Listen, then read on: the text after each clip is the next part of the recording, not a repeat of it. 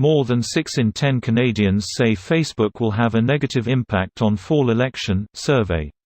Here's a summary of the article. Canadians hold strongly negative views of Facebook's approach to protecting personal data and are concerned the social media giant will have a negative impact on the 2019 federal election, according to a new Nanos research survey for the Globe and Mail.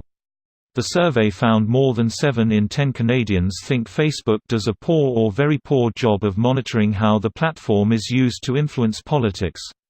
It also found that more than 8 in 10 Canadians think Facebook is untrustworthy or somewhat untrustworthy with people's personal data. More than 6 in 10 Canadians say Facebook will have a negative or somewhat negative effect on the next federal election. Mr. Nanos said the survey results suggest Canadians will support stronger government measures if their concerns about Facebook's approach to privacy and democracy are not addressed.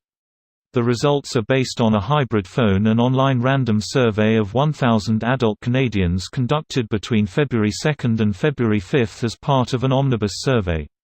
In a recent statement, Kevin Chan, Facebook Canada's head of public policy, said the company will be announcing new measures soon to address concerns about how the site is used during election campaigns. This post received a score of 5,872, with an upvote ratio of 95%. Here are the top comments in response to this article. The other 4, election? What election? Not going to lie. 2019 snuck right the fuck up on me. It was only a month ago I realized I have both my provincial and federal elections going on this year. Sadly, I'm placing my bets on both my preferred parties losing. You're also Albertan? God, I don't want Kenny to win. Dude is scary AF. I didn't like him the moment I heard he was stepping down from federal politics to try and be the big fish in the smaller pond, but after the most recent stuff I've heard, I'm seriously concerned. Alberta Party is fucked now too because of their "oops, we missed the deadline" bullshit, and too many damned misinformed ONG idiots in this place placing their retarded financial decisions blame on Notley. Notley will have to win big in Edmonton and Calgary in order to win, and unfortunately that seems unlikely. The good news is that a lot of Conservatives seem not to like Kenny very much. My Conservative Trudeau-hating father called Kenny a "slimeball" and said he'll probably vote Notley. I was pleasantly surprised. That happened in the Ontario ones too. A lot of my Conservative friends hated Doug Ford and went for Horwath. 6 in 10. They clearly heard of the rule that numbers lower than 10 should be written out in letters, but not the follow-up overriding rule that you should be consistent with how you write numbers within a single line. This is literally one of the first rules in the numbers section in the app stylebook. People like to ridicule before educating themselves. Most rules are arbitrary, and context matters when deciding when to apply them. As a scientist, I make sure to use numbers for any and every measurement or numerical result of a study in my papers. In this case, 60% or 6 out of 10 is the numerical measurement or result of this survey.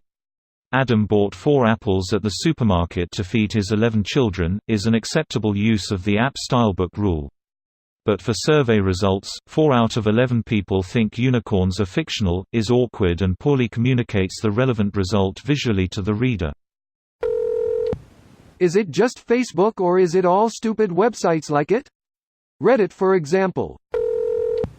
People believe whatever shitty political meme they see on Facebook.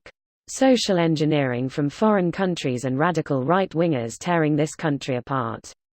People see what they want to believe and it's like pornography to them. They get off in seriously believing lies because they want it to be true. This is exactly the problem. I'm not worried about more partisan ads but the outright fake news that people just lap up. It's groups like Ontario Proud that share images with captions like "Trudeau welcomes ISIS member while punching toddler."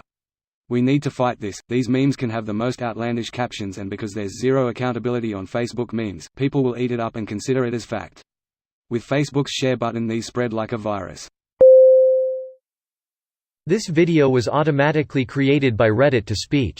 The article and comments in this video were selected from Reddit according to their upvotes, and any paraphrasing was performed by smmry.com, without any human intervention.